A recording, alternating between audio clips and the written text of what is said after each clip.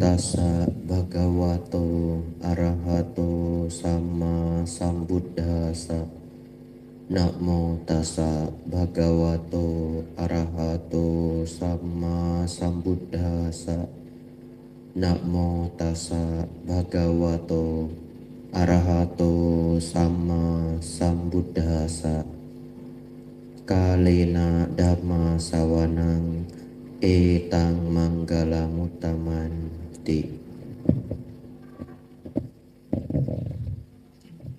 Yang saya muliakan Buddha, Dhamma dan Sangha, pimpinan puja bakti, para romo dan ramani yang hadir, serta saudara-saudari, Bapak Ibu semuanya, selamat malam, Namo Buddhaya.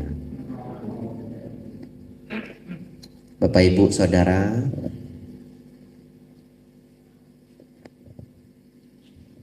tak kenal maka tak akrab, Bante, tak kenal maka tak sayang, Bante. Ya, biku kalau banyak yang sayang repot, Bapak Ibu, ya. Akrab saja sudah cukup. Tak kenal maka tak akrab. Nama saya Biku Abijato. Domisilinya di Wihara Mendut, dekat Candi Borobudur. Ya. Kalau dengan mobil 10 menit sudah sampai Candi Borobudur. Jalan kaki 1 jam. Ya. Pagi-pagi bisa jalan kaki. Jam 5, tibanya jam 6. Kalau ikut ITC Indonesia Tipitaka Chanting, biasanya itu bulan Juli, acara sangat besar. Saya sangat menyarankan Bapak Ibu setidaknya pernah mengikuti 1 kali dalam hidup, ya. Sangat rapi, sangat indah. Juga akan jalan kaki dari Mendut ke Borobudur. Tapi karena rame, jalan kakinya 2 jam. Ya. Bapak Ibu Saudara, penuh kebahagiaan hari ini kita berkumpul belajar Dhamma bersama.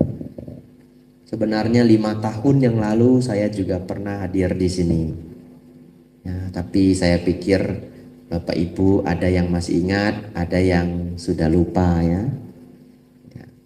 Kemudian selama pandemi, sebelum pandemi, saya berangkat belajar ke Thailand. Baru pulang tahun ini, jadi 4 tahun di sana, makanya tidak ketemu total 5 tahun Bapak Ibu. Tapi mungkin setelah ini nanti akan sering datang ke Bali, ya. Setidaknya setahun sekali atau setahun 2 kali, tergantung nanti dijadwalkannya bagaimana. Bapak Ibu Saudara, apa topik ceramah kita hari ini, Bante? Kalau ada yang tahu, ya, ada yang mau nanya begitu. Sebenarnya hari ini saya ingin membahas mengenai simbol-simbol yang sering ada di wihara. Tadi sudah saya kumpul-kumpul apa ya simbol-simbol yang sering ada di wihara. Tapi tiba-tiba gempa, Bapak Ibu. Ya. Begitu gempa topiknya ganti. Dhamma Desana setelah gempa bumi, begitu ya. Tadi saya cek, katanya gempanya itu pusatnya dekat dengan Karangasem, ya, 5,2 skala Richter. Kemarin saya masih di Karangasem. Nah, untung sudah kabur ke Kelungkung, ya. Ya.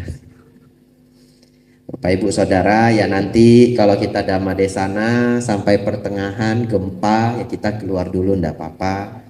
Nanti masuk lagi, ya, demi keamanan. Ya, bukan karena takut, ya, tapi tidak bijaksana.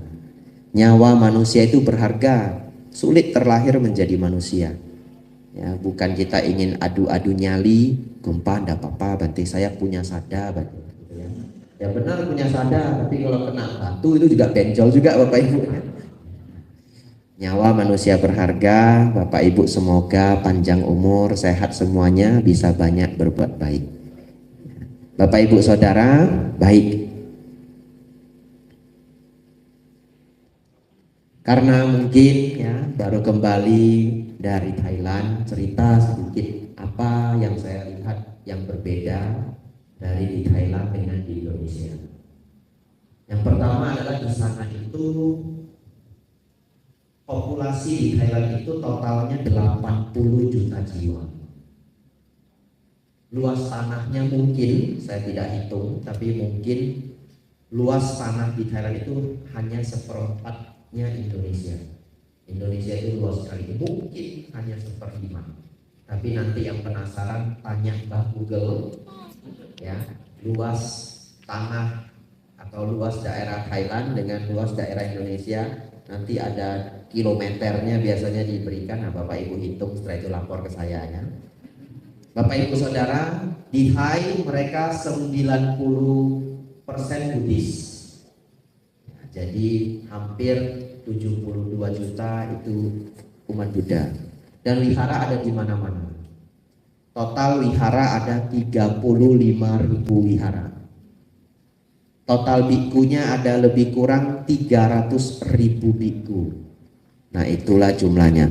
Masih sedikit sebenarnya ya. Bentar ya, di setel dulu. Tidak apa-apa.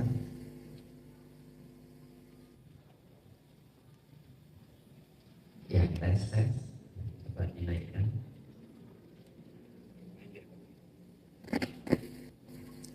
Ya, kita lanjutkan Bapak Ibu Saudara. Dihitung-hitung pun 300.000 banding 70 juta itu tetap tidak banyak. Tetap tidak banyak. Tetapi karena berkumpul di kota juga, jadi kalau Bapak Ibu ke Bangkok bikunya kelihatan banyak ya. Kalau di Indonesia bagaimana Bante? Lebih sedikit lagi. Indonesia itu agama Buddha itu 0,7% saja. Dan ketika di sana saya sering ditanya sama orang Thai, "Tan kap, Chao Putin Domiki persen kap." Ada yang ngerti enggak di sini? Enggak ya, mana tahu ada yang bisa bahasa Thai, wah seneng juga saya. Bisa ngobrol gitu ya. Lama sudah enggak bicara bahasa Thai. Sering ditanya, Bante atau tuan ya, di Thailand itu dipanggil tuan kalau biku, namanya Tan. Para biku manggil biku yang lain kadang juga manggilnya tuan, umat manggil biku juga kadang pakai kata tuan. Dalam bahasa Thai itu Tan ya. Tapi panggilan lain itu juga bisa dipanggil acan, artinya guru, atau dipanggil kalau saya masih muda dipanggil Luang Pi. Kalau sudah seumur ayah kita, jadi seumur yang manggil. Kalau seumur ayah saya manggilnya Luang Po. Po artinya ayah, ya, Luang Po. Di Indonesia, orang Indonesia sering salah paham. Luang Po itu artinya biku yang sudah sakti. Datang dari Thailand dipanggil Luang Po toh. Oh itu Luang Po datang, Luang Po datang. Nah, Luang Po dianggap biku sakti. Bukan Bapak Ibu, biku tua Bapak Ibu. Tidak ada hubungan, bahkan tidak ada hubungan dengan wasa. Jadi kalau seseorang umur 50 dia baru menjadi biku, tetap dipanggil Luang Po. Walaupun itu hari pertama menjadi biku. Jadi itu panggilan umum saja. Kalau lebih tua lagi gimana Bante? Lebih tua lagi dipanggil Luang Pu atau Luang Ta. Pu atau Ta itu artinya kakek. Ta itu kakek dari ibu, Pu itu kakek dari ayah. Nah kalau di Indonesia jangan dipanggil Luang Ta ya. Masa sudah tua dipanggil terlungta-lungta, kasihan loh ya. Tapi secara general saya ketika di Thailand juga kadang-kadang bisa bingung karena biku juga ada pangkatnya. Kadang ada yang prakru, ada yang caukun gitu ya. Kalau di Thailand supaya tidak salah, saya seringnya mukul rata saja, semua dipanggil acan. Acan artinya guru. Acan juga artinya dosen. Kalau guru sekolah dipanggil kru. Ya, guru, tapi di bahasa Thai tidak ada G, mereka ubah menjadi KH, jadi kru. Nah, supaya sopan dipanggil seperti kata tuan guru ya, kun kru gitu. Ya, Bapak Ibu hafal, besok keluar ujian Bapak Ibu ya. Bapak Ibu Saudara, di Indonesia ternyata agama Buddha hanya 0,7%, sekitar hanya 2 juta jiwa saja. Nah, bikunya ada berapa Bante? Wiharanya ada berapa Bante? Kalau di Sangga Theravada Indonesia, tempat saya bernaung, wihara pembinaan STI itu hampir lebih kurang 500 wihara. 400-an hampir 500. Jadi sekitar 500 wihara pembinaan. Di Bali, kalau saya tidak salah ya, kalau salah nanti silahkan dikoreksi. Di Bali itu ada 28 wihara binaan STI. Nah, jadi Bapak Ibu Saudara, dari 500 wihara tadi hanya ada 107 biku. Jadi kalau mau diisi satu wihara satu biku enggak cukup. Betul ya? Wihara 500, biku cuma 100. Jadi jumlahnya cuma, kalau tidak salah tinggalnya di Alas Angker. Ya, saya juga belum bertemu karena baru seminggu di sini. Tapi sering ketemu ketika di Jakarta. Bante, wihara ada 28, kok bikunya cuma 4 atau 5? Ya, kekurangan sumber daya manusia. Jadi nanti bapak-bapak cepat-cepat mendaftar ya. Ya, Bapak Ibu Saudara, sedikit perkenalan, kita lanjutkan pembelajaran Dhamma kita hari ini. Karena gempa Bapak Ibu, saya cari topik apa yang ada gempanya ya. Bapak Ibu Saudara, ada satu cerita kisah nyata dan saya juga sering mendapat pertanyaan. Jadi nanti sepanjang menjelaskan ini terjawab pertanyaan. Sering sekali saya mendapatkan pertanyaan ini ke mana-mana. Umat sering nanya, Bante, kenapa Bante mau jadi biku? Umat sering nanya begitu ya. Nah, selama di Bali juga saya sudah 4 kali dapat pertanyaan, Bante berapa wasa? Ya, jadi umat selalu penasaran Bante berapa wasa ya. Wasa itu artinya musim hujan. Jadi sudah berapa kali melewati musim hujan? Saya sudah 6 wasa. Tapi 6 wasa belum tentu jadi biku pasti 6 tahun, belum tentu. Kadang 5 tahun pun bisa 6 wasa. Caranya bagaimana? Masuk wasa itu bulan 7. Jadi bikunya bulan 6 saja. Ya toh? Jadi bulan 10 keluar wasa, Oktober sudah 1 wasa.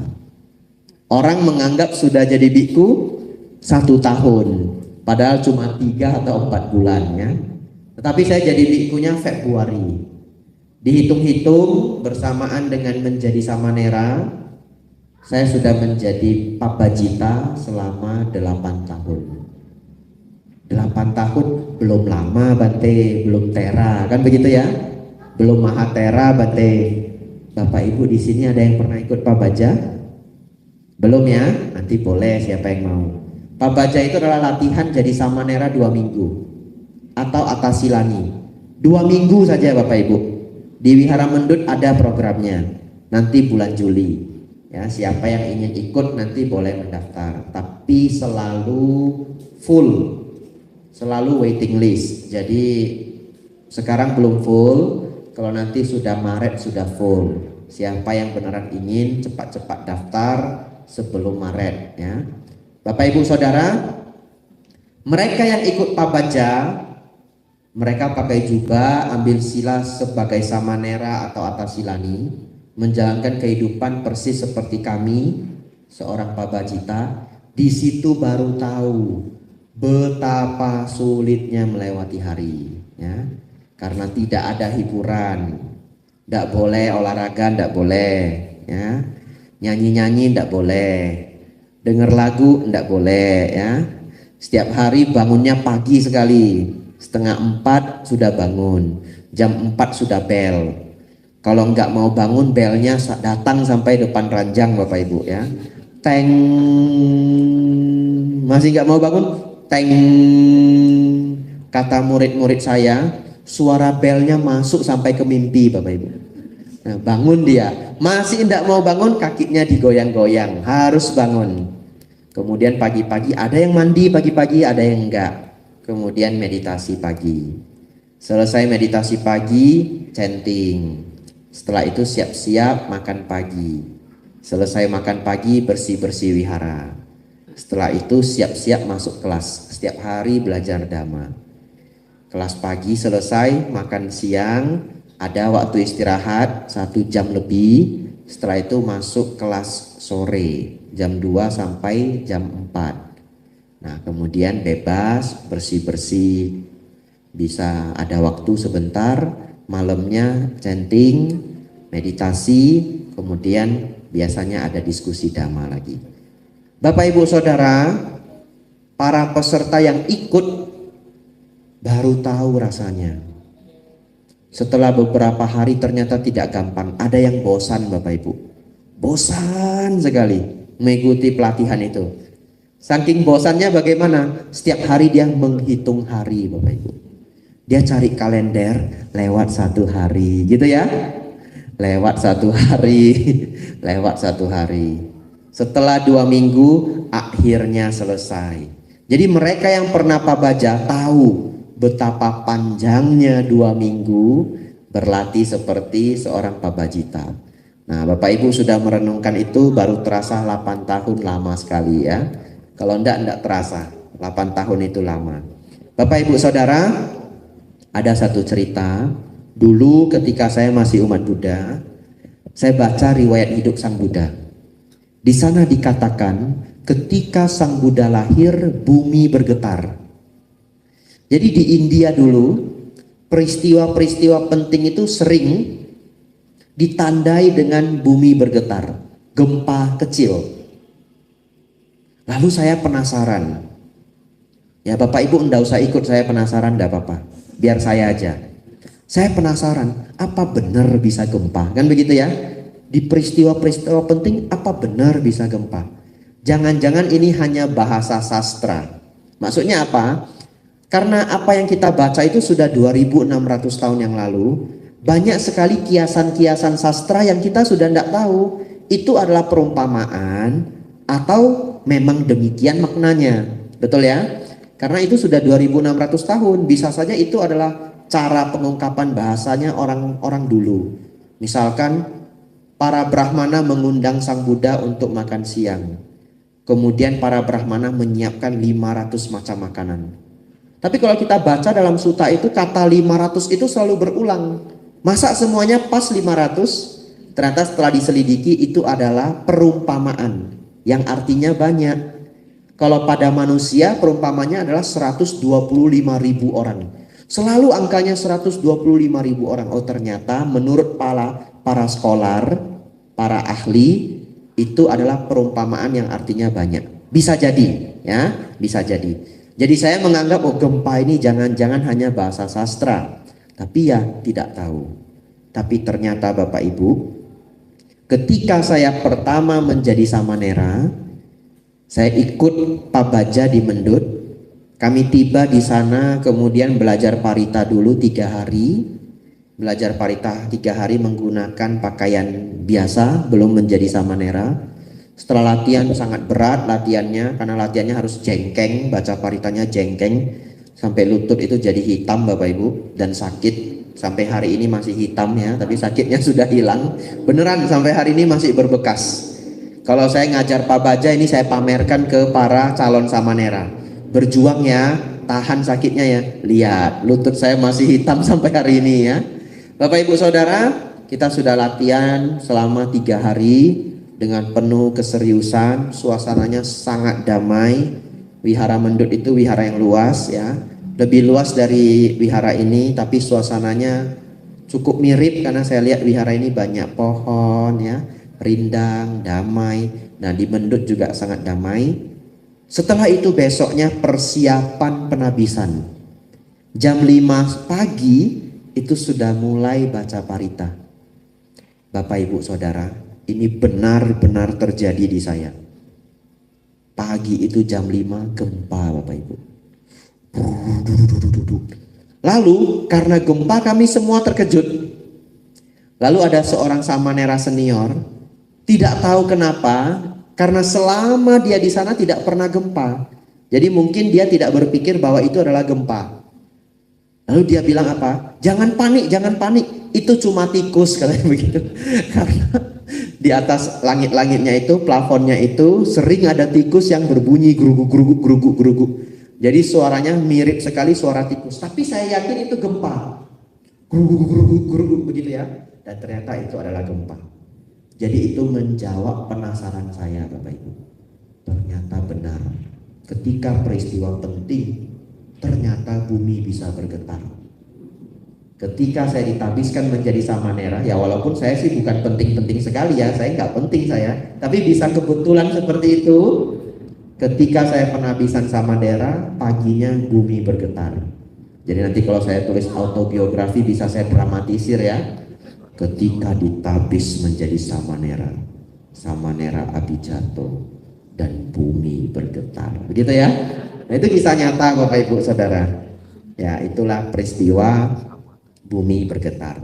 Ya, semoga gempa hari ini hanya sekadar bumi bergetar ya. Semoga tidak ada korban jiwa. Bapak Ibu Saudara, kita lanjut pembahasan selanjutnya. Bante, kenapa Bante ingin menjadi biku? Begitu ya. Ya, Bapak Ibu Saudara, saya adalah anak yang normal seperti pada umumnya. Ya, normal, tidak ada ciri-ciri bakal jadi biku, itu enggak ada. Enggak pernah saya ketika kecil sudah duduk, enggak pernah. Saya waktu kecil bandelnya minta ampun Bapak Ibu. Lari ke sana ke sini enggak pernah diam. Dan karena koko saya meninggal di atas saya enggak tahu sejarah pastinya, jarang diceritakan, cuma pernah diceritakan satu kali. Ya mungkin karena orang tua sedih kalau mengingat itu. Tapi kalau saya tidak salah, koko saya itu meninggal umur 9 bulan. Di atas saya 4 tahun. Saya belum lahir. Dan ibu saya sampai depresi, hampir mau bunuh diri. Ini diceritain sama ibu saya. Jadi begitu saya lahir, saya itu jadi anak emas, betul ya? Disayang luar biasa, minta apa aja dikasih. Jadi saya jadi bandel Bapak Ibu, lari ke sana kemari. Ayah saya itu setiap 4-5 bulan cat dinding Bapak Ibu. Kenapa? Dindingnya tak coreti semua. Waduh, kalau saya dapat itu baut apa? Bukan mur ya. Obeng, screwdriver ya, obeng. Saya dapat screwdriver, semua tak congkel Bapak Ibu. Nah, jadi di rumah semua yang tajam harus disimpan. Bandel saya Bapak Ibu, jangan ditiru ya. Ini meme, jangan tiru ya. Lalu ketika kecil kalau saya dapat pisau lipat, waduh habislah sudah Bapak Ibu. Begitu saya dapat pisau lipat, sofa tak buka Bapak Ibu. Penasaran, set gitu. Bayangkan Bapak Ibu, itu kulit sofa terbuka Bapak Ibu. Tak lihat, oh dalamnya busa, begitu ya. Nah, jadi ya begitulah, orang tua pasrah saja. Kemudian tumbuh besar juga normal ya, tidak ada peristiwa apa yang aneh. Hanya mama saya pernah cerita ada satu peristiwa aneh dulu pernah terjadi.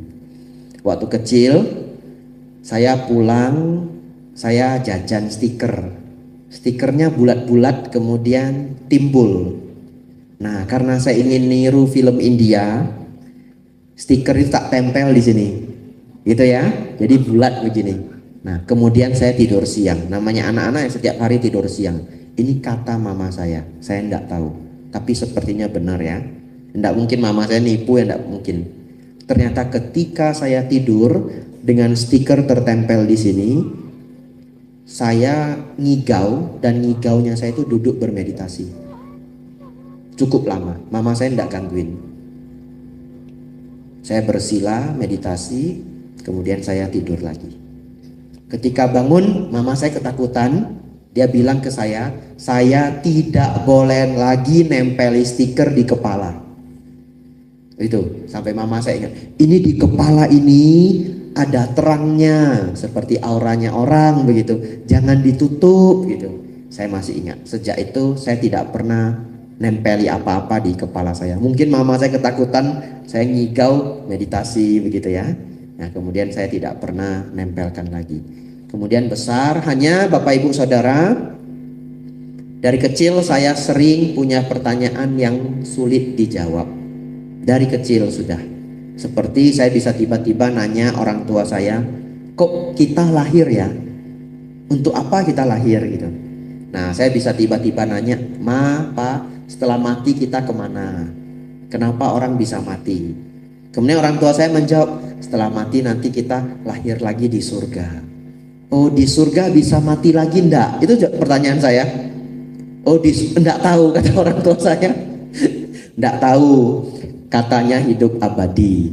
Lalu saya tanya apa? Loh, kok papa tahu? Kan papa belum ke sana. Nah itu, ya dari kecil pertanyaan saya itu sudah aneh. Nah kemudian setelah SMP pertanyaan itu semakin banyak, tapi sudah nggak saya tanyakan. Benar-benar saya bingung untuk apa kita lahir, untuk apa ada di dunia ini, kenapa saya bisa lahir di sini dengan orang tua seperti ini. Kemudian sebenarnya kita mau kemana setelah meninggal, bagaimana. Agama begitu banyak, setiap orang punya keyakinan masing-masing, yang mana yang benar begitu. Pertanyaan-pertanyaan filosofi seperti itu selalu muncul. Tapi setelah SMA, pertanyaan itu sudah berkurang karena mungkin sibuk. Anak SMA kan main-main, sekolah, banyak temen. Tapi setelah saya tamat SMA, saya memutuskan untuk belajar psikologi, belajar mengenai karakter pikiran manusia. Ketika kuliah psikologi itu, pertanyaan-pertanyaan filosofi seperti itu muncul lagi. Kemudian satu ketika saya menemukan dua buku. Saya masih ingat sekali, saya beli buku itu di Bajar Hari Kartini. Belinya di Pertamina, bukan di toko buku. Bajar Hari Kartini ada yang jual buku. Saya beli dua buku, Super Power Mindfulness punyanya Achan Brahm dan Hidup Senang Mati Tenang. Nah, buku Hidup Senang Mati Tenang itu ternyata adalah buku dhamma mengenai ajaran Sang Buddha yang sangat lengkap. Sekarang sudah tidak diproduksi. Kalau Bapak Ibu ingin cari, harus carinya di perpustakaan wihara atau cari di buku bekas ya. Coba cari di toko online Hidup Senang Mati Tenang. Bapak Ibu Saudara, setelah saya baca buku itu, terjawab banyak sekali pertanyaan-pertanyaan saya yang dari dulu tidak terjawab.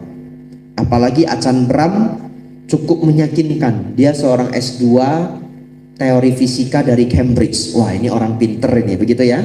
Saya baca dengan begitu serius ajaran Sang Buddha dan semuanya terjawab ya. Jadi mengapa saya bisa lahir di sini? Karena manusia itu lahir mati berputar di dalam samsara ini. Lahir di sini karena ada keterkaitan karma. Ada hubungannya dengan apa yang kita lakukan di kehidupan lampau. Untuk apa kita lahir di sini? Untuk apa tujuan kita sebagai manusia?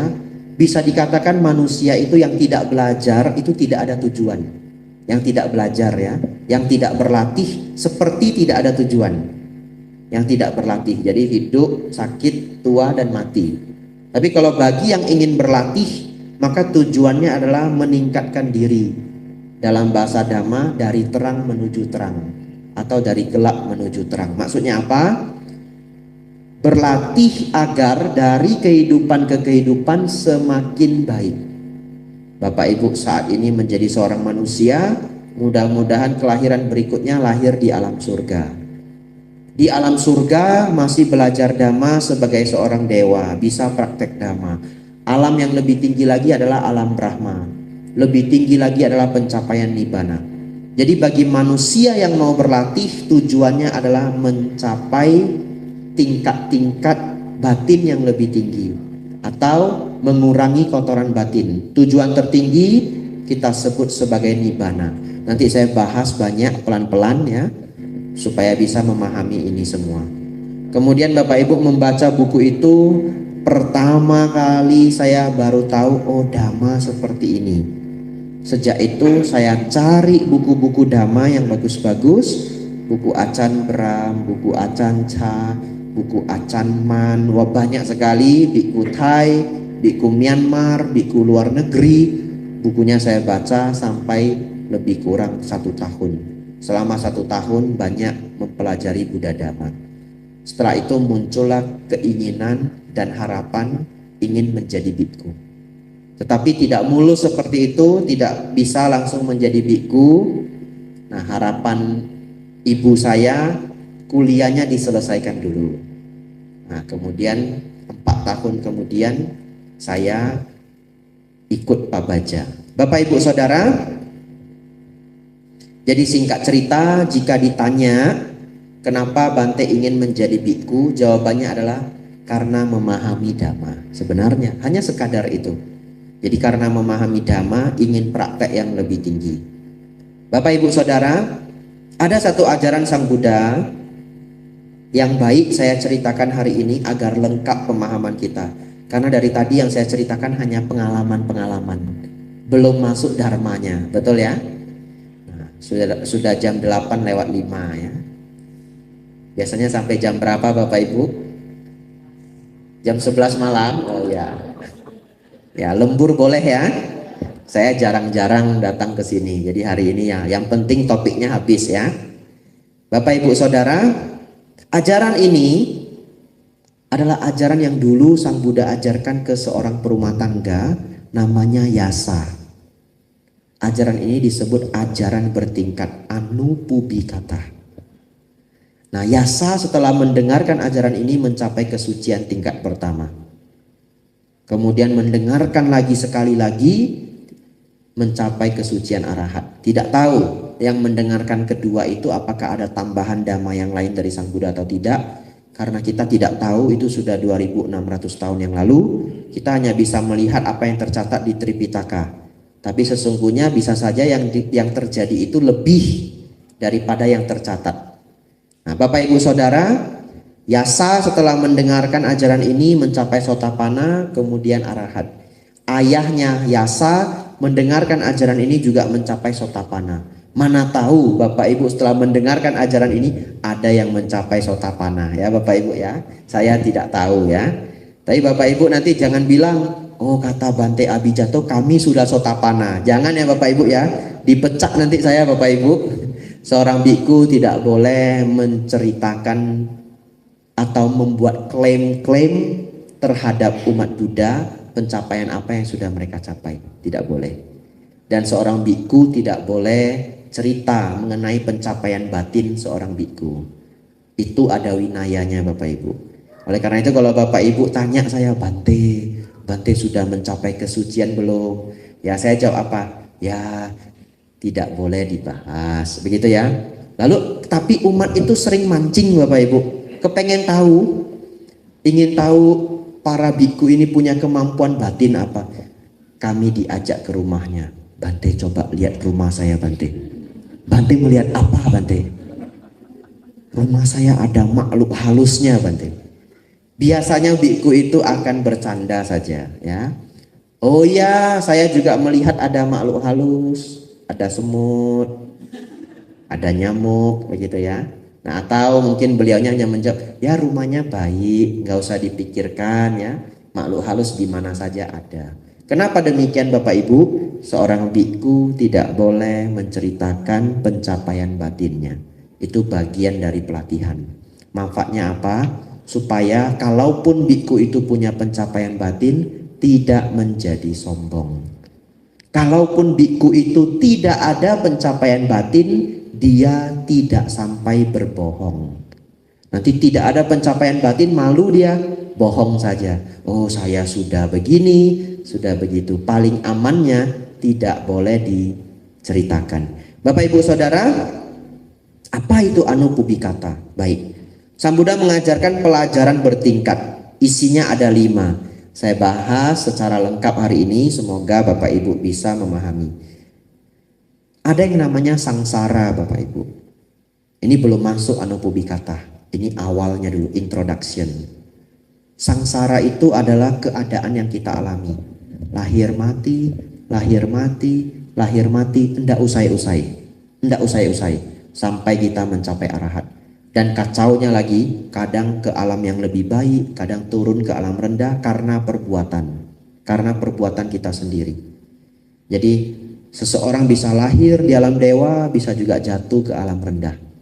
Nah, sangsara ini Bapak Ibu tidak menyenangkan. Oleh karena itu dalam bahasa Indonesia kita pakai kata sengsara. Jadi sangsara menjadi sengsara, tidak menyenangkan. Lahir mati, lahir mati, lahir mati ini ada resikonya Bapak Ibu. Resikonya apa? Resikonya satu ketika kita itu bisa saja melakukan perbuatan buruk dan jatuh ke alam rendah. Kok bisa Bante? Saya kasih contoh. Contohnya sekadar, tapi cukup mewakili. Kata Sang Buddha, apabila seseorang ingin lahir sebagai orang yang cantik atau yang ganteng, dia perlu belajar kesabaran. Orang yang banyak marah bisa terlahir sebagai orang yang jelek. Kenapa Bapak Ibu? Nanti Bapak Ibu ketika marah cepat-cepat bercermin. Coba lihat wajahnya jelek sekali ya. Nah, jadi Sang Buddha mengatakan orang yang sabar, senyum. Nah, kalau kita senyum saja cantiknya nambah Bapak Ibu, gantengnya nambah daripada cemberut. Jadi orang yang senyum, sabar, hatinya ceria, di kehidupan yang akan datang bisa lahir sebagai orang yang cantik atau ganteng. Tapi Bapak Ibu, kenyataannya ada yang nanya saya, Bante, saya pernah ketemu orang cantik Bante. Judesnya minta ampun Bante. Galaknya minta ampun Bante. Kok bisa dia terlahir jadi orang cantik? Tidak benar itu Bante. Begitu katanya ya. Lalu saya jelaskan, iya, dulu dia sabar. Orang yang sabar, ceria, tidak sombong, baik hati, lahir sebagai orang yang rupawan. Tapi setelah cantik sombong dia Bapak Ibu. Kenapa? Selama dia jadi orang cantik, orang ganteng, semua orang mengalah. Semua orang mengalah. Semua orang baik sama dia. Semua orang care sama dia. Pelan-pelan egonya bertambah, bertambah, bertambah. Dia juga ego itu bertambah enggak tiba-tiba Bapak Ibu. Pelan-pelan, pelan-pelan, pelan-pelan. Nah, di umur dia 20 tahunan, dia pergi kuliah, dia baru sadar, oh, satu kampus ini saya paling cantik ternyata. Begitu ya, saya paling ganteng ternyata. Kalau tidak disadari, egonya naik sampai ke atap tiang itu. Nah, ke tiang atap itu, wah tinggi sekali. Nah, jadilah dia orang yang galak. Setelah itu makin hari tidak pernah belajar dharma atau filosofi lainnya. Tidak harus dhamma. Orang bisa jadi baik, tidak galak, tidak harus belajar dhamma, dia bisa belajar filosofi lainnya. Tapi katakanlah sepanjang dia dewasa, dia tidak pernah belajar mengurangi kemarahannya, makin galak, makin galak, makin galak, makin galak. Umur 50 Bapak Ibu galaknya minta ampun. Nah, lalu kelahiran berikutnya tidak cantik lagi. Betul ya? Itulah kehidupan. Jadi itulah membahayakannya sangsara. Sekarang dia sudah lahir cantik, kehidupan yang akan datang belum tentu. Dia bisa jatuh lagi. Nanti jatuh jadi orang jelek, sedih lagi jadi orang jelek. Belajar sabar. Gak bisa galak lagi dia Bapak Ibu ya. Ya mungkin beberapa kelahiran berikutnya akan terlalu pubikata. Yang pertama Sang Buddha mengatakan belajar berdana. Anupubikata nomor 1 adalah dana. Tapi Bapak Ibu Saudara, bahasa Indonesianya dana kebetulan artinya adalah uang. Dalam Dhamma bahasa Pali dana bukan artinya uang. Dhamma artinya pemberian atau perbuatan baik. Kenapa begitu? Ada satu syair dalam bahasa Pali. Dana dhammang danang jinati. Pemberian dharma adalah yang tertinggi. Tidak ada kata uang di dalamnya Bapak Ibu. Saat ini saya sedang berdana dharma Bapak Ibu. Oleh karena itu yang pertama adalah berlatih berbuat baik. Atau yang kita sebut sebagai dana. Ingat, dana dalam bahasa Pali bukan bahasa Indonesia. Lalu praktek berdana bagaimana Bante? Banyak hal. Apa yang membawa kebahagiaan bagi orang lain dan mengurangi penderitaan orang lain. Bapak Ibu bisa memberi materi benar. Itu salah satu dari berdana. Memberi beras pada yang butuh. Memberi obat pada yang sakit ya. Membantu dana untuk daerah yang bencana. Berdana untuk pembangunan wihara. Karena wihara ini dilakukan untuk hal-hal yang baik. Nah kemudian Bapak Ibu Saudara bisa membantu dengan tenaga. Di sini para romo memberikan tenaganya, hadir di sini memimpin puja bakti, pengurus wihara mengeluarkan tenaga, perhatian. Nah, kemudian memberikan waktu, Bapak Ibu Saudara, ada teman yang sakit, kita beri perhatian, kita beri waktu, kita datangi, itu semua adalah praktik berdana. Sang Buddha mengatakan, barang siapa memberi kebaikan, dia akan mendapat kebahagiaan. Barang siapa memberi kebaikan, dia akan mendapatkan kebahagiaan. If you give happiness, then happiness will return to you. Ya. Memberi kebahagiaan, kebahagiaan akan kembali pada kita. Bapak Ibu Saudara, kalau orang sudah berbuat baik, orang sudah mau jadi orang baik, walaupun sangsara ini mengerikan, dampaknya jadi berkurang. Bahkan Bapak Ibu bisa lihat di kehidupan ini. Banyak orang yang mengatakan dunia ini keras. Nah, kalau di barat ada istilah dog eat dog world gitu. Anjing makan anjing. Ya diterjemahkan jadi jelek ya. Kalau di bahasa Inggris masih bagus. Nah, yang artinya dunia ini keras Bapak Ibu. Dunia ini keras. Kalau Bapak Ibu tinggal di Bali tidak terasa kerasnya. Bapak Ibu jangan ke Medan. Keras sekali hidup saya Bapak Ibu. Di Medan itu kriminalnya tinggi. Kemudian orang juga berbahasa kasar Bapak Ibu. Terasa di sana dunia lebih keras. Bapak Ibu Saudara, bayangkan Bapak Ibu tinggal di dunia yang keras ini, tapi Bapak Ibu jadi orang baik. Akan jadi lebih mudah. Kenapa? Banyak teman. Betul ya? Orang baik disukai. Orang baik jarang dicurigai. Kalau ada kejadian Bapak Ibu tidak dicurigai.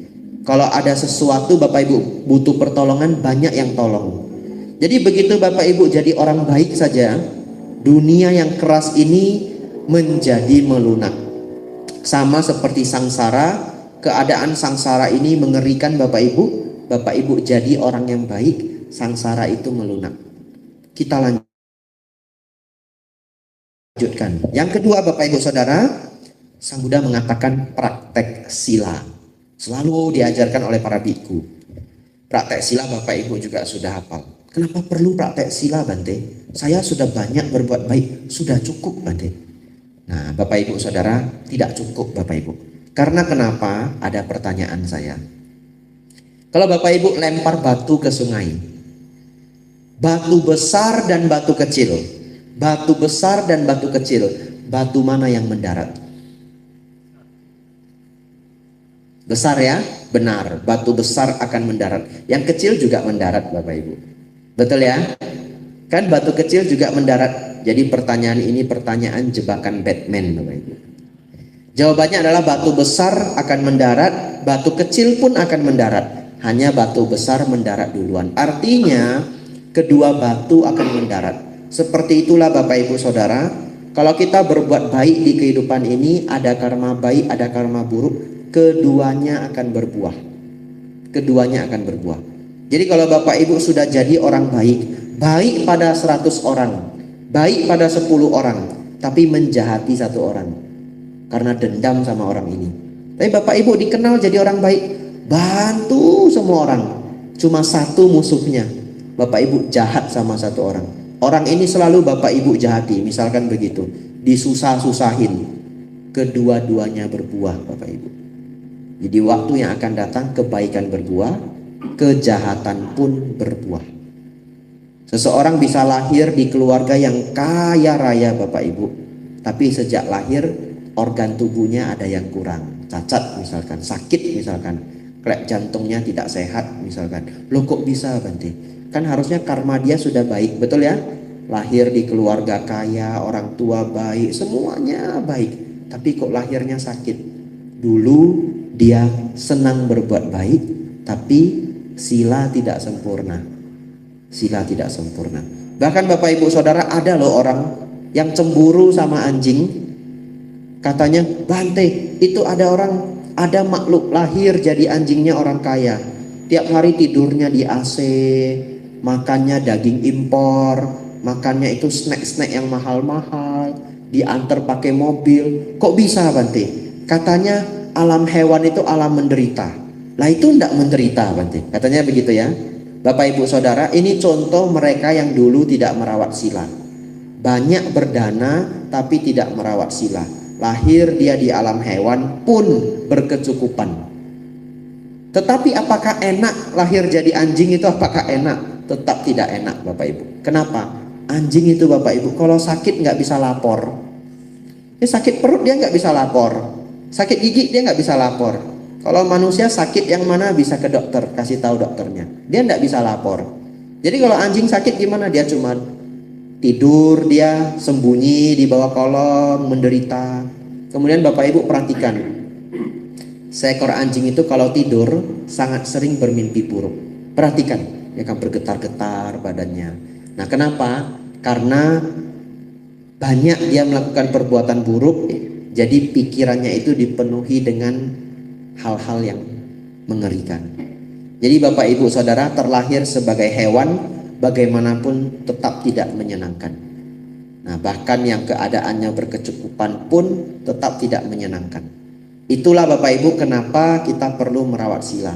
Kalau Bapak Ibu merawat sila, tidak akan jatuh ke alam yang lebih rendah. Dari waktu ke waktu akan lahir di alam yang lebih tinggi. Tadi Bapak Ibu mengambil sila, kita mengucapkan silena sugating nyati. Dengan praktek sila terlahir di alam surga. Selanjutnya Bapak Ibu Saudara, Sang Buddha mengajarkan ada alam surga, sagga dalam bahasa Pali atau swarga dalam bahasa Sanskerta. Saya sering ditanya Bapak Ibu, agama Buddha ada surganya ndak? Lah wong kata surga saja itu ngambil dari agama Buddha, betul ya? Jadi kalau Bapak Ibu ditanya agama surga, ada agama Buddha ada surganya ndak? Bapak Ibu jawab, kata surga saja ambil dari bahasanya agama Buddha. Ya pasti ada surganya.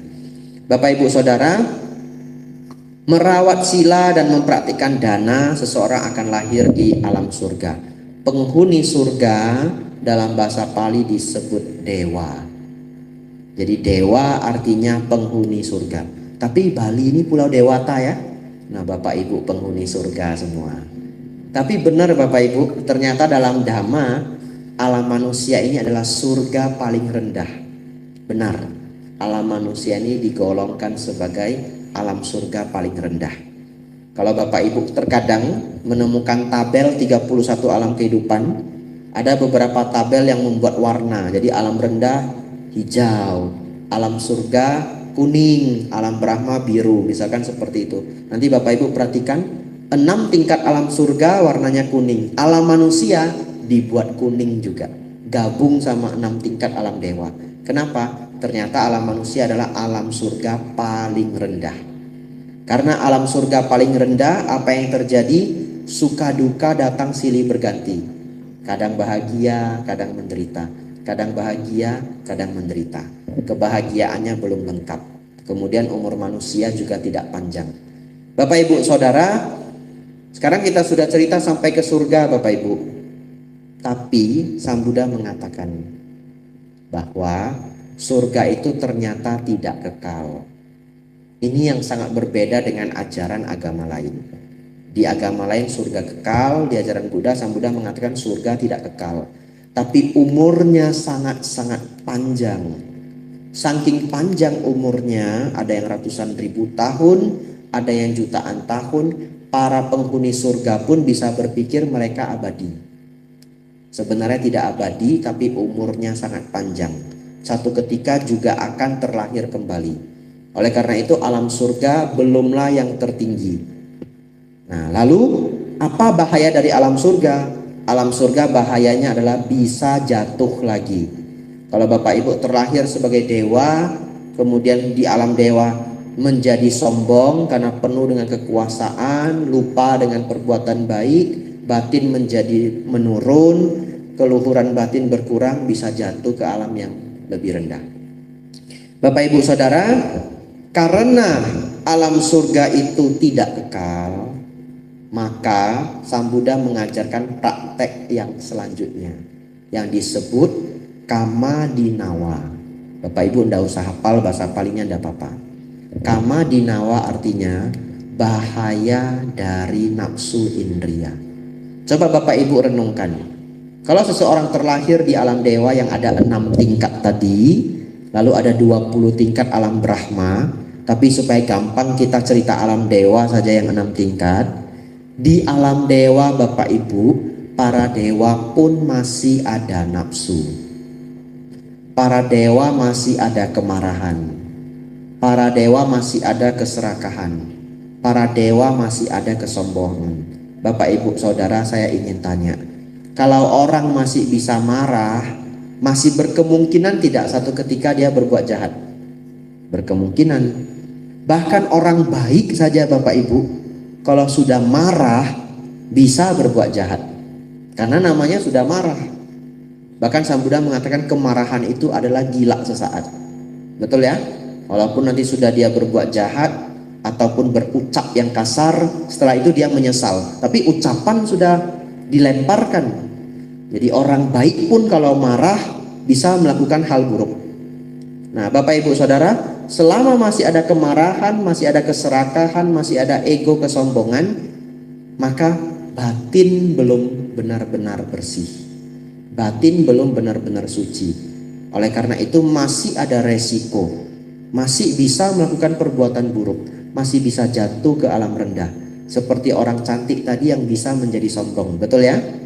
Oleh karena itu Sang Buddha mengatakan di alam surga pun masih ada resiko. Resikonya adalah nafsu belum lenyap. Jadi itu dikatakan sebagai bahaya dari nafsu. Oleh karena itu Bapak Ibu Saudara, terakhir Anupubikata itu ada 5. Yang terakhir disebut Nekkhamma Nisangsa. Nekkhamma Nisangsa itu adalah pelepasan. Mulai untuk belajar melepaskan diri dari keterikatan duniawi. Itulah yang dipraktekkan oleh para biku dan samanera. Jadi kalau Bapak Ibu bertanya kenapa Bante mau menjadi biku, jawaban terakhir yang paling ujungnya adalah berlatih Nekkhamma Nisangsa. Berlatih pelepasan. Dibuang rambutnya supaya tidak melekat. Kemudian tinggal di tempat yang sepi. Tidak ada istri, tidak ada pacar. Teman juga hampir tidak ada. Siapa teman saya? Diikuti saya cuma sendiri Bapak Ibu. Setelah puja bakti Bapak Ibu pulang. Betul ya? Nah kemudian makan dibatasi. Hanya sampai jam 12 siang saja. Untuk apa begitu? Belajar mengurangi nafsu. Para biku punya tugas apa? Bertarung dengan batinnya. Mengurangi kemarahan, keserakahan dan ego. Dengan praktek meditasi dan belajar dhamma. Ini Nekkhamma Nisangsa Bapak Ibu. Nah Bapak Ibu Saudara, ini adalah Anupubikata. Kembali praktek Bapak Ibu targetkanlah bisa terlahir lagi di alam yang baik. Alam manusia boleh, alam surga boleh. Kemudian berlatih mencapai kesucian. Setidaknya kesucian tingkat pertama Sotapanna. Apa itu Bante? Tidak saya jelaskan hari ini. Nanti tidak pulang-pulang kita Bapak Ibu. Panjang sekali. Tapi kalau Bapak Ibu ingin tahu, nanti pulang dari sini boleh sering nonton YouTube ya, penjelasan para biku. Ada Bante Utamo, Bante Panyawaro, ada Bante Santacito. Beberapa video saya juga ada, tapi saya tidak pernah niat untuk buat YouTube, tidak pernah. Ceramah di wihara-wihara, kemudian direkam. Nah ini juga direkam ini. Di balik tiang ini ada rekaman HP. Jadi zaman sekarang kalau ceramah tidak boleh salah ngomongnya Bapak Ibu. Karena semua direkam Bapak Ibu. Kadang kita ceramah di sini umat juga diam-diam pakai HP direkam ya. Nah ada banyak video di YouTube tapi itu tidak ada niatan saya merekam. Nah Bapak Ibu Saudara-saudari, Bapak Ibu belajar mencapai alam yang lebih tinggi dan belajar mencapai kesucian. Bagi yang ingin, bagi yang mau ingin praktek lebih tinggi, boleh menjadi Pabbajita, Atasilani, Samanera, atau sebagai seorang biku. Bapak Ibu Saudara, selanjutnya.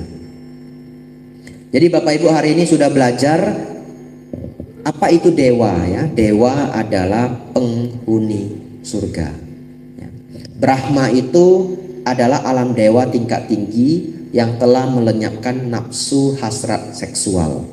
Jadi seorang Brahma itu dalam agama Buddha, penjelasan Sang Buddha sudah tidak ada hasrat seksual bagi seorang Brahma.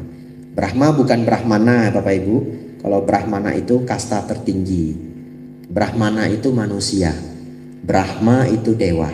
Jadi di alam Brahma tidak ada suami, tidak ada istri. Karena sudah tidak ada hasrat sensual. Bapak Ibu Saudara, tadi gitu Bapak Ibu sudah mendengar kata Nibbana. Nibbana artinya pencapaian tertinggi dalam ajaran Buddha, yang mana batin bersih dari semua jenis kotoran batin. Orang yang mencapai Nibbana tidak ada kemarahan, tidak ada keserakahan, tidak ada kebodohan batin sedikit pun. Ya, orang yang mencapai Nibbana juga disebut sebagai arahat. Ya, orang yang mencapai Nibbana disebut sebagai arahat. Baik, terakhir Bapak Ibu. Setelah itu ada tanya jawab biasanya, Romo? Boleh ya. Nah ini terakhir. Sang Buddha mengibaratkan orang yang mencapai nibbana atau arahat itu seperti halnya pohon palem. Kenapa pohon palem, Bapak Ibu? Karena pohon palem itu kalau ditebang tidak akan tumbuh lagi. Kalau pohon lain ditebang, ada yang masih bisa tumbuh lagi. Palem itu putus setengah, mati sudah, mati sampai akarnya. Nah, itu adalah perumpamaan untuk mereka yang mencapai arahat seperti pohon palem yang sudah ditebang. Nah, di depan wihara ini saya lihat banyak pohon palem ya, tapi Bapak Ibu janganlah ditebang ya. Ingin tahu Bante bilang ditebang nggak tumbuh lagi? Coba satu batang begitu ya, beneran Bapak Ibu nggak akan tumbuh lagi. Bapak Ibu Saudara, itu perumpamaan untuk seorang arahat. Cukup panjang sudah Dhamma Desana kita. Kalau ada pertanyaan silahkan.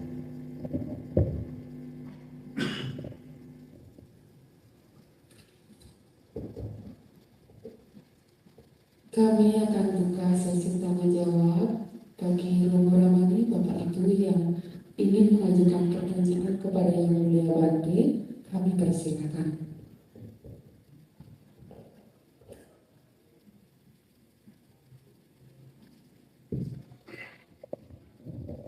Ya, kalau ada silahkan, enggak apa-apa ya. Namo Buddhaya. Siapa namanya? Bu Tri. Ya, silahkan.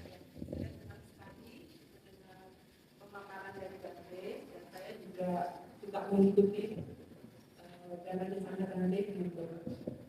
Nah, yang saya ingin tanyakan, pada saat kita melaksanakan atas sila, terkadang banyak godaan yang muncul, di mana kita harus menahan nafsu kita.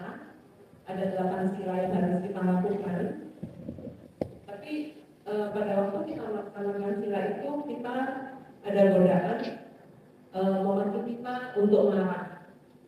Terkadang kita bisa meredam, tapi sudah timbul kemarahan. Sedangkan kemarahan itu yang dijelaskan sama Bante, itu akan menimbulkan perbuatan buruk ya Bante ya. Nah, bagaimana caranya supaya kita bisa selalu sadar dan tidak melakukan perbuatan buruk.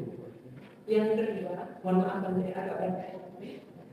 Yang kedua, tumben pada saat saya tadi siang melakukan dana makan siang, dan saat itu saya memang sering melakukan dana makan siang pada saat ada Bante ya, saya kondisikan. Saya menginfakkan kepada pendiam papa saya. Nah, tadi pagi itu saya melakukan pelimpahan jasa. Tiba-tiba ada perasaan sedih gitu. Tumben saya rasakan seperti itu. Seperti saya ingin menangis. Padahal saya lakukan perbuatan baik itu dengan hati yang happy. Tapi tiba-tiba timbul perasaan itu Bante. Nah, mohon bimbingannya. Makasih Bante. Ya, baik ya. Saya jawab yang nomor 2 dulu. Kenapa Bante tadi saya pelimpahan jasa bisa tiba-tiba sedih ya.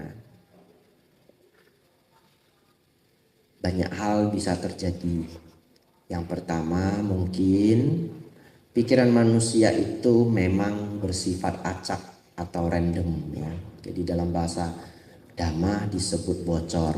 Pikiran manusia itu bocor. Nah, bocornya pikiran manusia itu, pikiran apa saja bisa tiba-tiba muncul, perasaan apa saja bisa tiba-tiba muncul. Nah, jadi bisa saja tiba-tiba muncul kesedihan ya, karena ya pada saat itu pikirannya memunculkan hal itu karena memang pikiran itu bocor adanya. Nah, itu yang kemungkinan yang pertama. Kemungkinan yang kedua ya, mungkin pada saat suasana berdana makan ada ingatan-ingatan yang berhubungan dengan kesedihan itu.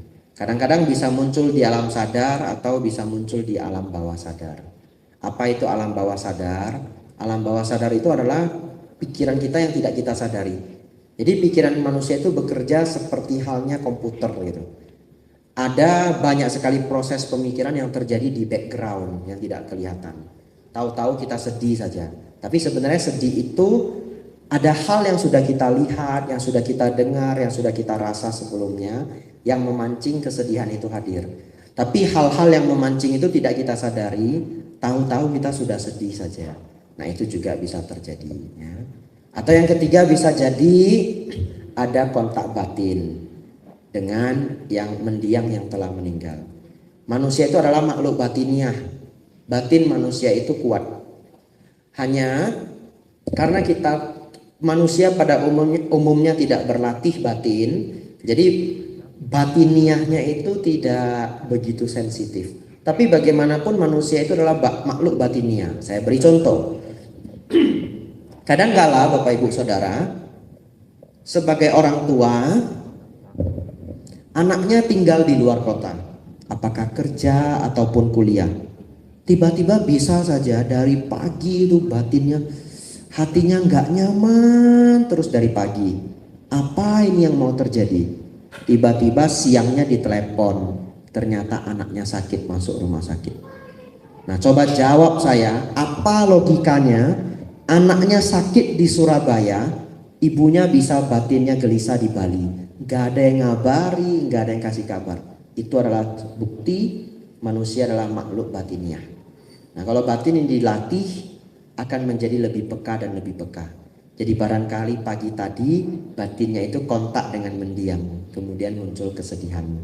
Ya ada beberapa kemungkinan itu ya, tidak bisa kita tahu pasti yang mana di antara 1, 2, 3. Tapi tidak perlu khawatir, pelimpahan jasa itu adalah niat yang baik, perbuatan yang bajik, apapun yang terjadi ya, walaupun muncul perasaan sedih, tapi itu adalah hal baik yang sudah dilakukan, jadi tidak perlu khawatir.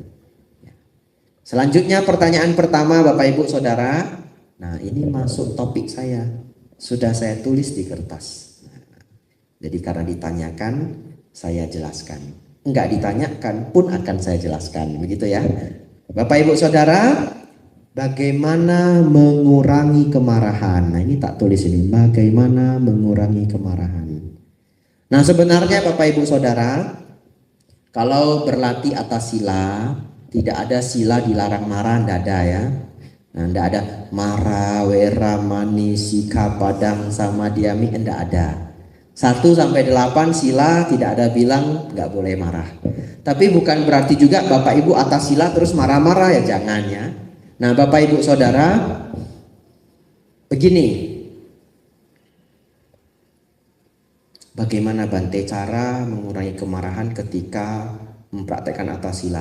Yang pertama adalah, yang ingin saya jelaskan dulu adalah kalau seseorang marah ketika praktek atas sila, itu bagian dari latihan ya, dan bahkan tidak ada sila yang melarang tidak boleh marah.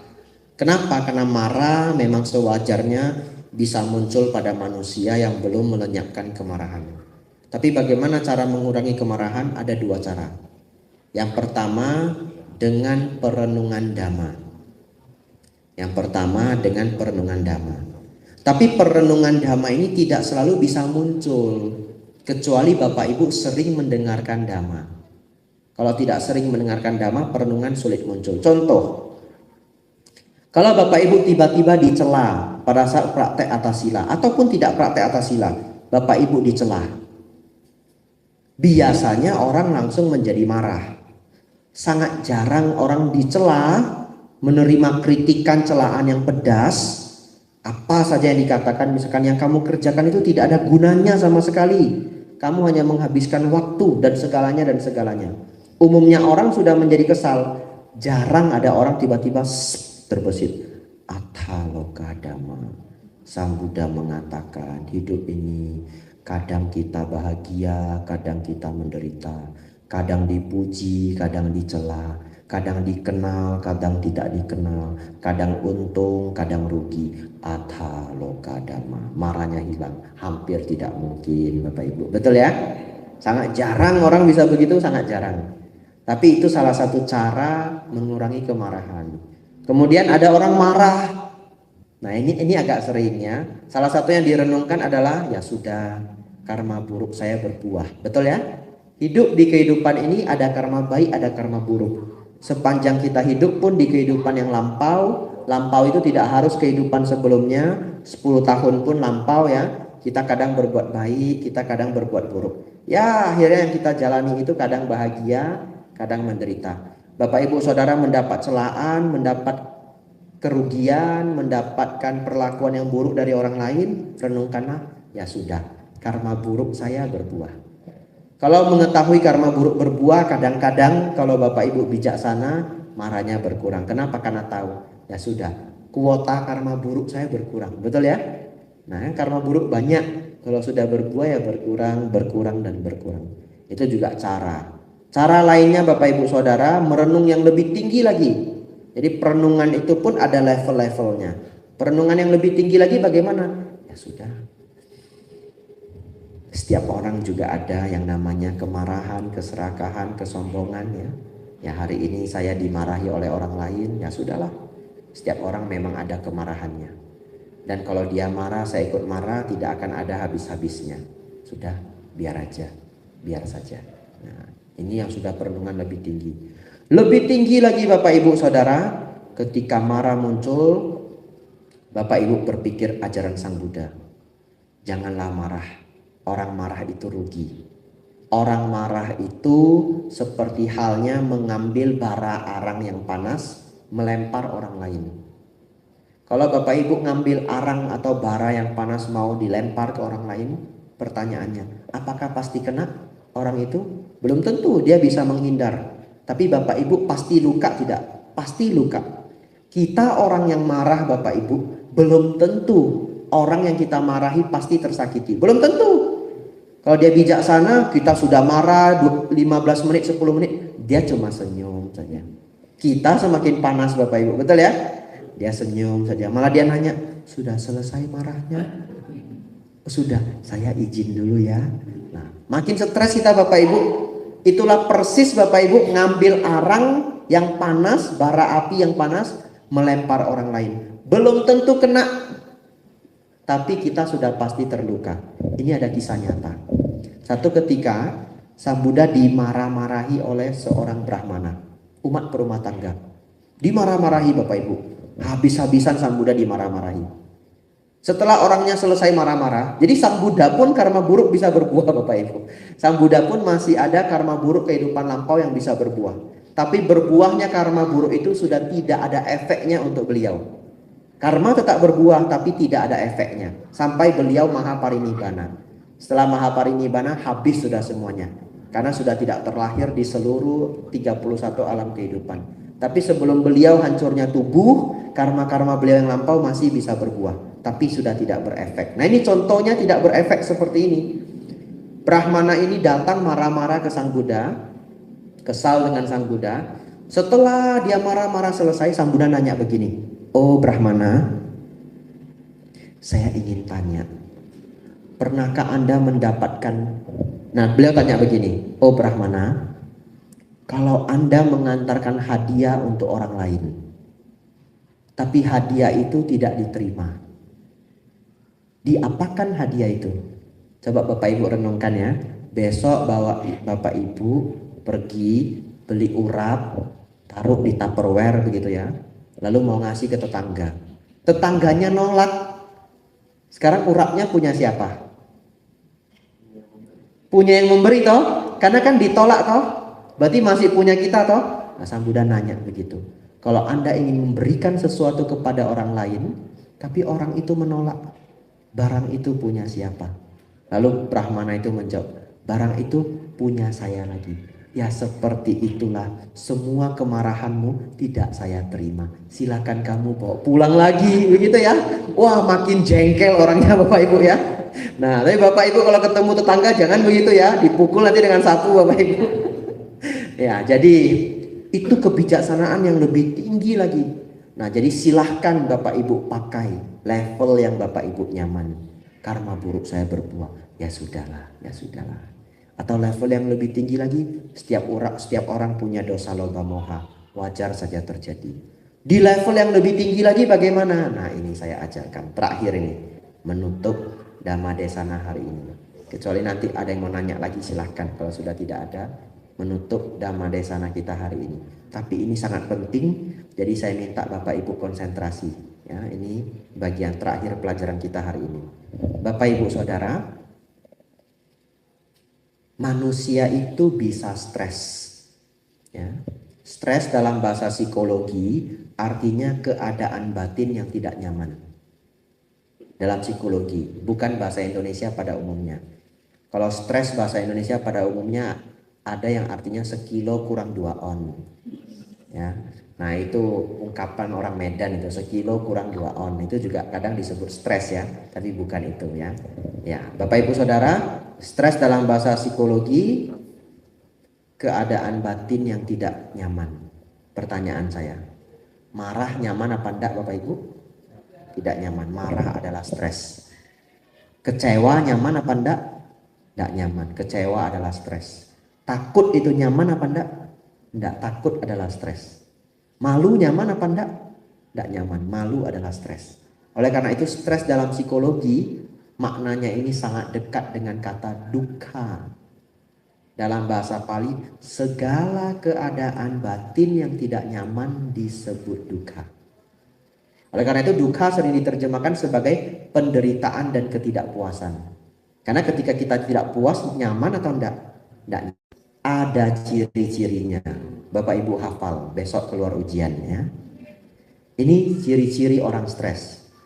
Orang yang stres, batinnya tidak nyaman itu, kening menjadi ketat.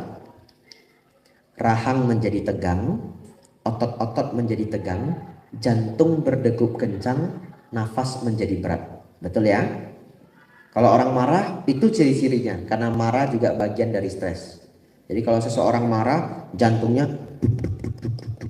semua badannya ini ketat, menegang, keningnya juga ketat, wajahnya jadi merah, otot-otot menegang. Jantungnya duk duk duk duk duk duk duk, nafasnya pendek dan berat. Nggak ada orang marah nafasnya. Sudah saya bilang berapa kali? Nggak ada Bapak Ibu ya. Kalau orang marah, apalagi kalau ngamuk naik pitam, nafasnya itu pendek dan berat. Bapak Ibu Saudara, semua perubahan fisik yang tadi tidak bisa kita atur kecuali nafas. Ya, kening menjadi ketat nggak bisa kita atur. Jantung berdegup kencang nggak bisa kita atur. Nggak ada orang di sini yang bisa ngatur jantung, nggak ada. Betul ya? Yang bisa diatur hanya nafas. Nah, ini latihannya. Bapak Ibu Saudara, jadi Bapak Ibu Saudara, ketika kita mengetahui kita stres, yang kita lakukan adalah nafas yang pelan dan mendalam. Rileks, tenang dan mendalam. Katakanlah kita sudah tahu kita akan marah, kita akan stres, langsung nafasnya seperti ini.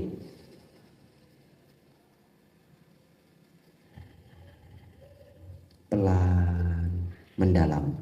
Walaupun maunya badan, ini maunya badan, paksakan Bapak Ibu, tenang, pelan dan mendalam. Begitu Bapak Ibu paksakan ini, otak akan tertipu. Otak menganggap tidak ada ancaman. Jadi dalam biologi kita punya sistem namanya fight and flight system. Fight and flight system ini artinya kabur atau bertarung. Kalau Bapak Ibu ketemu ular misalkan, takut Bapak Ibu, tubuh kita masuk ke keadaan stres, itu namanya fight and flight system. Kabur atau nyerang. Kalau tiba-tiba ularnya terbang ke kita, kalau ular pohon kan bisa terbang atau loncat toh, kita langsung refleks gitu, betul ya? Nah, itu namanya masuk ke fight, tarung. Kalau kita sedang ketakutan Bapak Ibu, kadang-kadang kita sedang ketakutan, kita bisa lari kencang sekali. Paret yang sebegitu jauh bisa kita loncati Bapak Ibu. Lalu setelah kita lihat ke belakang, loh kok saya bisa loncat sejauh itu? Disuruh ulang juga sudah tidak bisa. Itu karena kita masuk ke keadaan fight and flight system. Ketika kita masuk ke fight and flight ini, otot semua menegang. Jadi kenapa ketika kita stres, nafas kita menjadi berat? Itu karena tubuh memompa oksigen di seluruh otot supaya siap untuk bertarung atau siap untuk kabur. Tapi intinya itu tidak nyaman. Kita kembali ke Dharma. Intinya itu tidak nyaman. Itu adalah dukkha. Bapak Ibu ingin menurunkan gejala stres ini. Nafas dibuat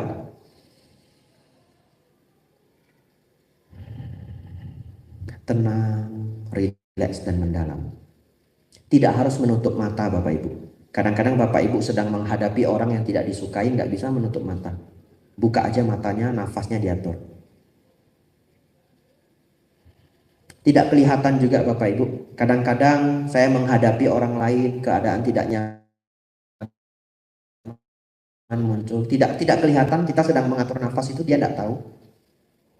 Kadang-kadang diberitahu berita buruk. Bante ada begini, ada kejadian-kejadian begini, dan beritanya buruk. Kemudian stres muncul. Ya, saya redakan stresnya dulu sambil berpikir. Redakan stres.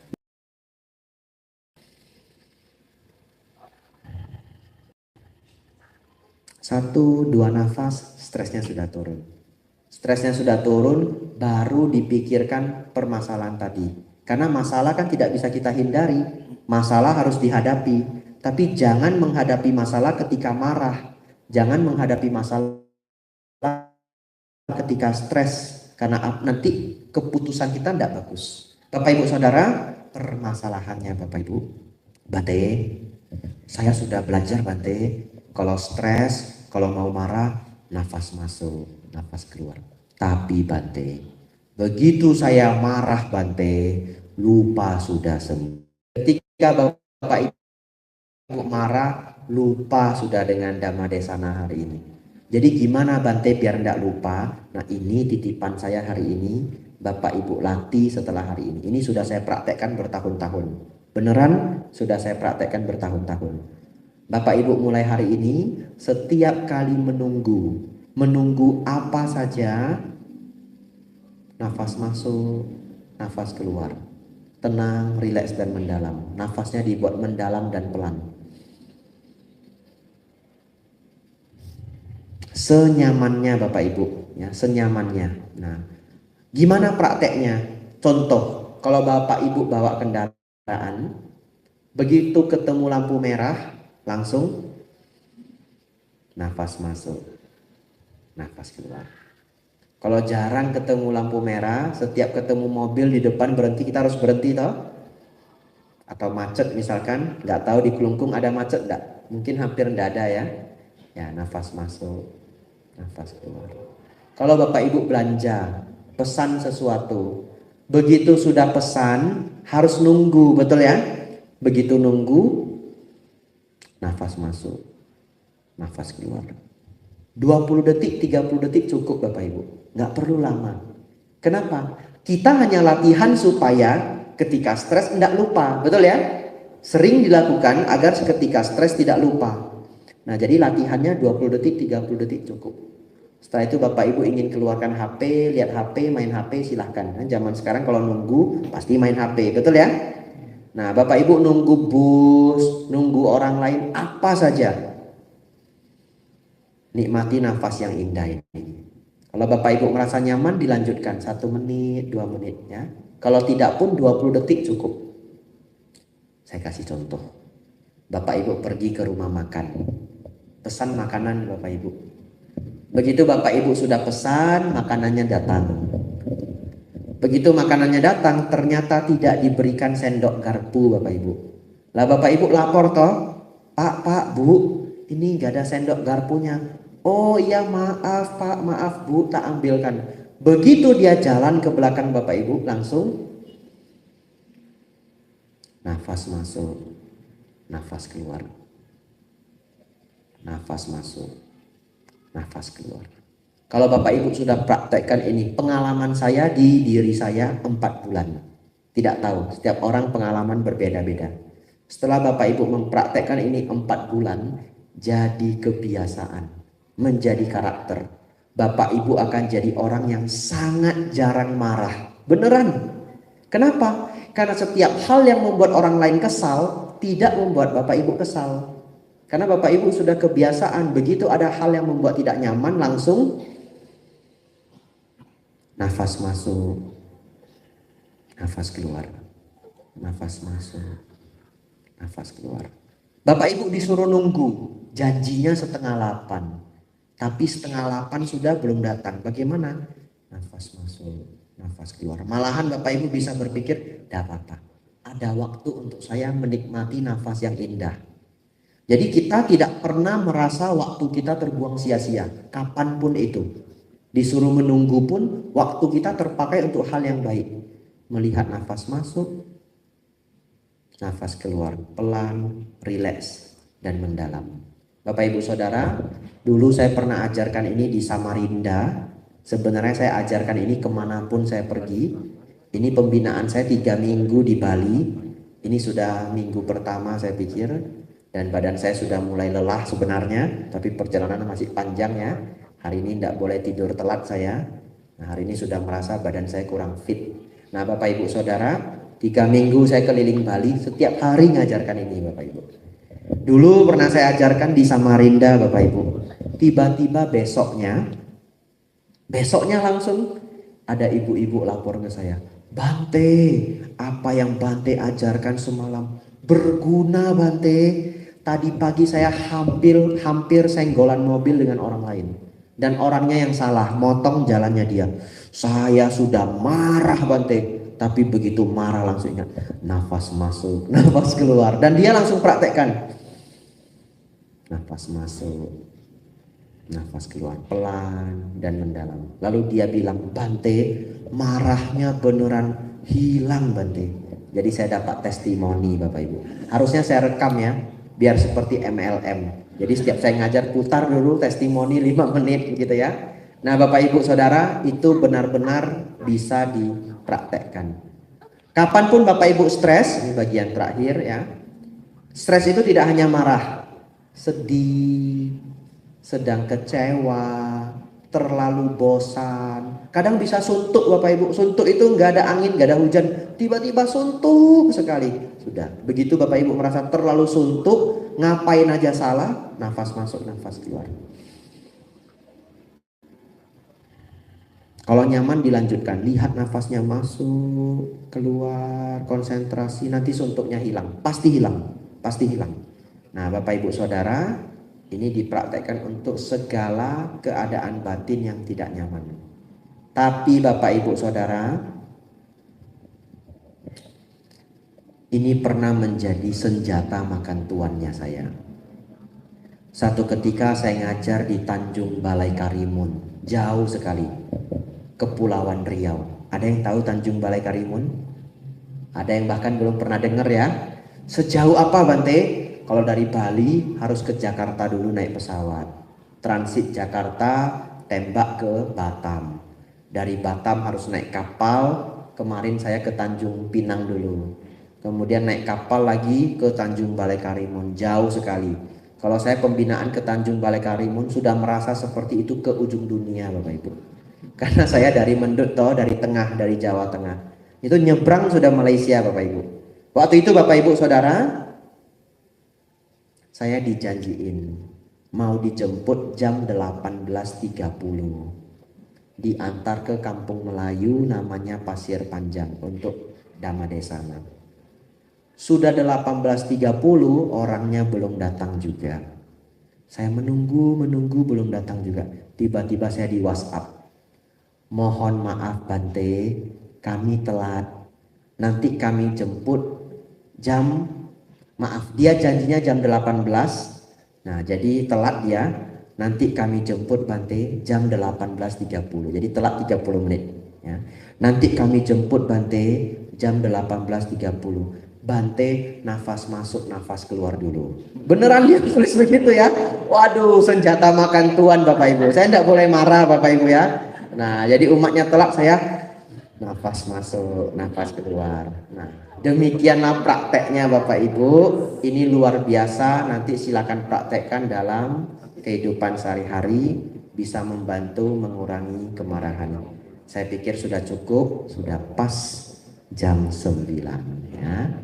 Anumodana, semoga apa yang Bapak Ibu dengar, apa yang Bapak Ibu pelajari hari ini membawa manfaat untuk kita semua. Bapak Ibu semakin maju dalam dhamma, semakin maju dalam kehidupan. Sabe Sata Bhawantu Sukhitata, semoga semua makhluk hidup berbahagia.